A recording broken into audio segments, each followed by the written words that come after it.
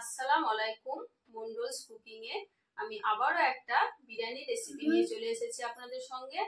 তো আজ আমি আপনাদেরকে হায়দ্রাবাদি চিকেন বিরিয়ানি করে দেখাবো। তো বিরিয়ানিটা করার জন্য যেসব উপকরণগুলো আমি নিয়েছি, এখানে 1 কিলো আলু মোটা সাইজ করে কেটে নিয়েছি। এই দেখুন, একটু মোটা সাইজ করে কেটে নিয়েছি, মোটা মোটা আলু নিয়ে। আর নিয়েছি এখানে 1 কিলো চাল, বাসমতি চাল নিয়েছি, আপনারা যে কোনো বিরিয়ানির চাল নিতে পারেন। আর নিয়েছি এখানে 1.5 কিলো মুরগির মাংস। তো এখানে আমি ব্রয়লার মুরগির মাংসটা নিয়েছি, এই দেখুন একটু মোটা সাইজ করে কেটে নিয়েছি। আর এখানে নিয়েছি পেঁয়াজটা আমি মাংসটা রান্না করব আর বিরিয়ানিটা করার জন্য বেরেস্তাটা করব, তাই আমি 5টা পেঁয়াজই একসঙ্গে কেটে নিয়েছি। আর নিয়েছি এখানে টক দই, এখানে আমি ডিম নিয়েছি 6টা, ঘি নিয়েছি পরিমাণ মতো কিছু, চিনি নিয়েছি, এখানে নিয়েছি আদা রসুন বাটা, ধনে গুঁড়ো, লবণ, লঙ্কা গুঁড়ো, আর কতগুলো তেজপাতা, 2টো এলাচ আর একটা দারচিনি আমি চিকেনটা রান্না করার জন্য নিয়েছি। আর এখানে আমি নিয়েছি সাদা তেল দিয়ে আমি চিকেনটাও রান্না করব, আবার আলুগুলোও ভাজবো। আমি প্রথম থেকে শেষ পর্যন্ত কিন্তু সাদা তেলই ব্যবহার করব, এখানে কোনো সরষের তেল ব্যবহার করব না। আর এখানে নিয়েছি গোলাপ জল, একটা ফুড কালার, একটা মিঠা আতর, আর আমি বিরিয়ানির মশলাগুলো সব গোটা নিয়েছি, জায়ত্রী, জায়ফল, দারচিনি, লবঙ্গ, এলাচ, সাদা জিরে, কাবাব চিনি আর এই স্টার, এগুলো আমি সব কিছু কিন্তু ব্লেন্ডারে ভালোভাবে গুঁড়ো করে নেব। আর এখানে নিয়েছি কতগুলো কিশমিশ। তা প্রথমে আমি আলুগুলোকে ভালোভাবে সেদ্ধ করে নেব। আলুগুলো আমি ভালোভাবে ধুয়ে নিয়েছি, এবার আমি একটা প্রেসার কুকারে আলুগুলো ভালোভাবে সেদ্ধ করে নেব।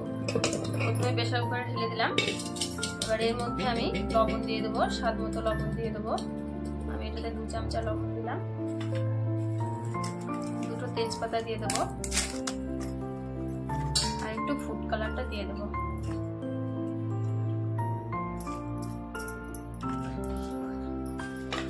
এবার আমি পানিটা দিয়ে দেবো।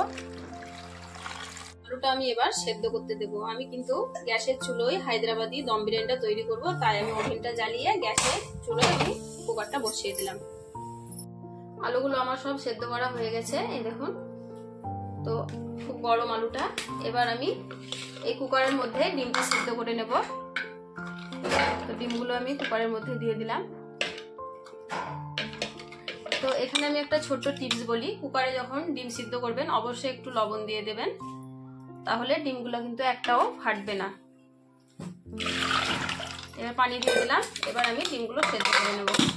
ডিমটা সেদ্ধ করা হয়ে গেছে, এবার আমি আলুগুলো ভেজে নেব। তো একটা কড়াই বসিয়ে দিয়েছি, কড়াইয়ের মধ্যে আমি তেলটা ঢেলে দেব। তেলটা একটু বেশি দেবেন, ছাকা তেলে আলুগুলো ভাজতে হবে। তো তেলটা গরম হবে, তারপর আমি আলুগুলো দেবো, ততক্ষণ তেলটা গরম হোক। তেলটা আমার গরম করা হয়ে গেছে, তো এবার আমি সেদ্ধ করা আলুগুলো তেলের মধ্যে দিয়ে দেব। এটা কিন্তু হাই ফ্লেমে ভাজতে হবে, তাই আমি এগুলো হাই ফ্লেমে ভেজে নেব।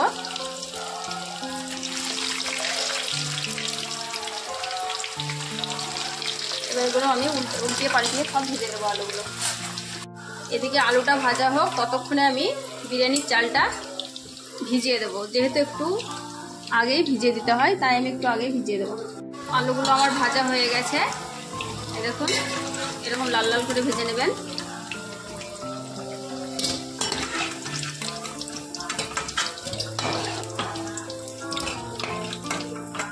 তো আর যে বাকি আলুগুলো আছে, ওই আলুগুলো আমি এরকম ভাবে ভেজে নেব। আলুগুলো আমার সব ভাজা হয়ে গেছে, এবার আমি এই তেলটাতেই ডিমগুলো ভেজে নেব।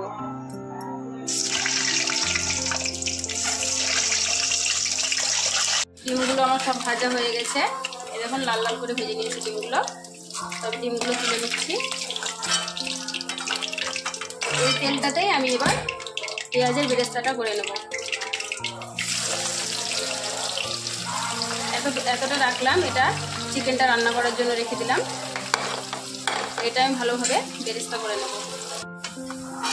পেঁয়াজটা আমার ভাজা হয়ে গেছে, এই অবস্থায় আমি কিশমিশগুলো দিয়ে দেব। এখানে আপনাদের বলি, আমি এখানে শুধু কিশমিশ দিয়েছি, আপনারা চাইলে এখানে কাজুও দিতে পারেন। তো এটা একটু হালকাভাবে ভেজে তুলে নেব। সব কিছু আমার ভাজা হয়ে গেছে, এই দেখুন। তো এগুলো আমি তুলে নেব। এগুলো আমি কিন্তু খুব পোড়া পোড়া করিনি, আপনারাও বেরেস্তাটা খুব পোড়াবেন না। তো আমি সমস্ত বেরেস্তা তুলে নেব। বেরেস্তা করার পর যে তেলটা থাকলো এই তেলটা আমি একটা বাটিতে ঢেলে নেব। এটা আমি বিরিয়ানিটা যখন দমে দেবো তখন এটা দিয়ে দেবো। তো কড়াই থেকে এটা ঢেলে নেবো, এই কড়াইটাতে আমি চিকেনটা রান্না করব। তো এবার আমি চিকেনটা রান্না করে নেব। তো যে পেঁয়াজটা রেখেছিলাম সেই পেঁয়াজটা আমি কড়াইয়ের মধ্যে দিয়ে দিলাম এবং তেলটা দিয়ে দেবো। ততক্ষণে আমি পেঁয়াজটা ভাজতে ভাজতে আমি এই যে চিকেনটা রেখেছিলাম এই চিকেনটার মধ্যে টক দইটা মাখিয়ে দেবো, ভালোভাবে মেখে নেব। চিকেনটাতে আমি দইটা মাখিয়ে নিলাম এবং আমি পেঁয়াজটা একদিকে ভাজছি। দেখুন পেঁয়াজটা অর্ধেক ভাজা হবে, তারপর আমি বাকি মশলাগুলো দেব। পেঁয়াজটা একটু ভাজার পর আমি এলাচ ও দারচিনিটা দিয়ে দেবো, যে তেজপাতাটা নিয়েছিলাম তেজপাতাটা দিয়ে দেবো, আরও একটু ভেজে নেবো ভালোভাবে। এই অবস্থায় আমি বাকি মশলাগুলো দিয়ে দেবো। তাই প্রথমে আদা রসুনটা দিয়ে দিই। আমি 3 চামচা মতো আদা রসুন রেখে দিলাম, আবার একটু নাড়াচাড়া করে নেব। আবারও কিছুক্ষণ নাড়াচাড়া করার পর এই দেখুন এই অবস্থায় আমি বাকি মশলাগুলো দেবো। প্রথমে লঙ্কা গুঁড়োগুলো দিয়ে দেবো। আমি 2 চামচা লঙ্কা গুঁড়ো দিলাম, এটা আপনারা ঝাল হিসাবে দেবেন। আর দিলাম ধনে গুঁড়ো, দিয়ে আবারও কিছুক্ষণ ভালোভাবে কষিয়ে নেবো। তো একটু পানি দিয়ে দেবো, তাহলে মশলাটা ভালোভাবে কষানো হবে। মশলাটা আমার পুরোপুরি কষানো হয়ে গেছে, এরকম মশলা থেকে তেলটা ছেড়ে দিয়েছে। তো এই অবস্থায় আমি দই মাখানো চিকেনটা দিয়ে দেবো।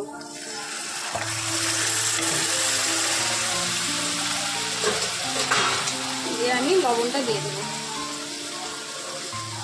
এটা স্বাদ মতো দিতে হবে। তো এটা আমি ভালোভাবে কষিয়ে নেব। এটা এবার আমি লো ফ্লেমে একটা ঢাকা দিয়ে 10 মিনিটের জন্য রান্না করে নেব। কিছুক্ষণ চিকেনটা রান্না করার পর দেখুন আমার পুরোপুরি রান্না হয়ে গেছে। এরকমভাবে কষা কষা করে রান্না করতে হবে চিকেনটা। তো এবার আমি ওভেনটা বন্ধ করে কড়াইটা নামিয়ে নেব। আমার চিকেনটা রান্না করা হয়ে গেছে। তো এবার আমি ভাতটা রান্না করে নেব। তার জন্য ভাতের জন্য পানিটা বসিয়ে দিলাম। তো ভাতের পানিটা কিছুক্ষণ গরম হয়ে যাবে, তারপর আমি চালটা ধুয়ে দিয়ে দেবো। ভাতের পানিটা আমার গরম করা হয়ে গেছে। এই অবস্থায় আমি একটু সাদা তেল দিয়ে দেবো। তো সাদা তেলটা দেওয়ার কারণ ভাতটা অনেক ঝরঝরে হবে। আর আমি লবণ দিয়ে দেবো স্বাদ মতো।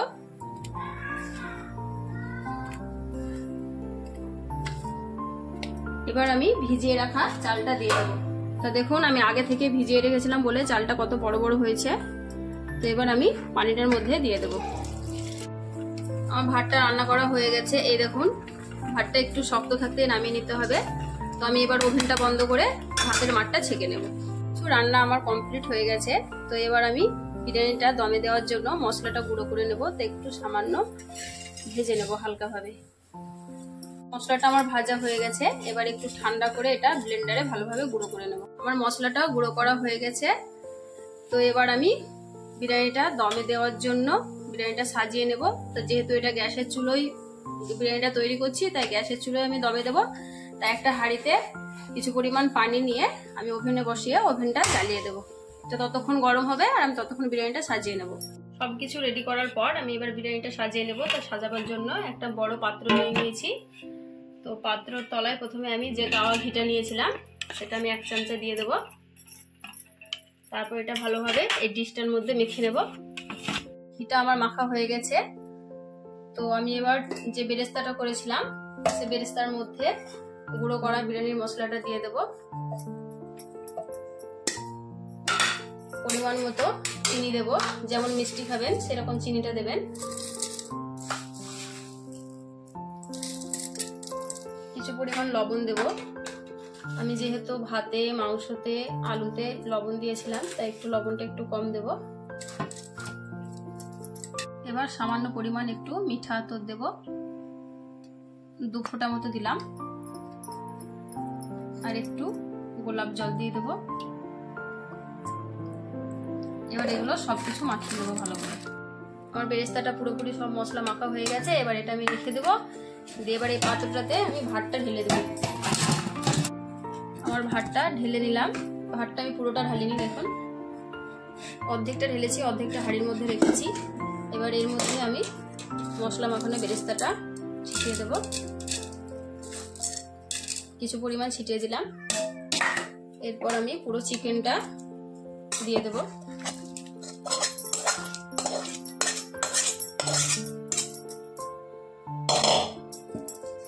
আরো একবার ভাতটা দিয়ে দেব। ভাতটা দেওয়া হয়েছে, আবার আমি মশলাটা দিয়ে দেব। এবার আমি আলু ও ডিমগুলো দিয়ে দেব, সেদ্ধ করা ডিমগুলো, আলুগুলো সব দিয়ে দেব। এরপর আমি যে বাকি ভাতটা আছে সেটা পুরোটাই ঢেলে দেব। ভাত আমার দেওয়া হয়ে গেছে, এবার আমি বাকি যে মশলাগুলো আছে সবটাই দিয়ে দেব।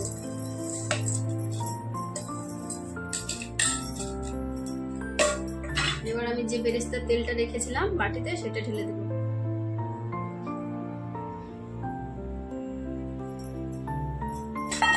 এবং যে গাওয়া ঘিটা রেখেছিলাম সেটা আমি 1 চামচা দিয়ে দেব। এখানে আমি কোনো ফুড কালার ব্যবহার করলাম না, আলু সেদ্ধর সময় শুধু দিয়েছিলাম, আর কিন্তু আমি দেব না। এটা আমার সবকিছু দেওয়া হয়ে গেছে। এবার আমি একটা ঢাকা দিয়ে ঢেকে গ্যাসের চুলোয় যে পানি বসেছিলাম দম দেওয়ার জন্য সেটার উপর বসিয়ে দেব। এবার আমি দমে দেওয়া পাত্রটা ফুটন্ত পানিটার উপর বসিয়ে দিলাম। আর দমে দেওয়া 30 মিনিট হয়ে গেছে। এবার আমি 30 মিনিট পর আমি দমে দেওয়া পাত্রটা নামিয়ে নেব। তো ওভেনটা বন্ধ করে দেব, দিয়ে পাত্রটা নামিয়ে নেব। এই হলো আমার হায়দ্রাবাদি চিকেন দম বিরিয়ানি। আমার এই চিকেন বিরিয়ানি কেমন হয়েছে সেটা আমার বাড়িতে কয়েকজন গেস্ট এসেছে, তারাই খেয়ে বলবে।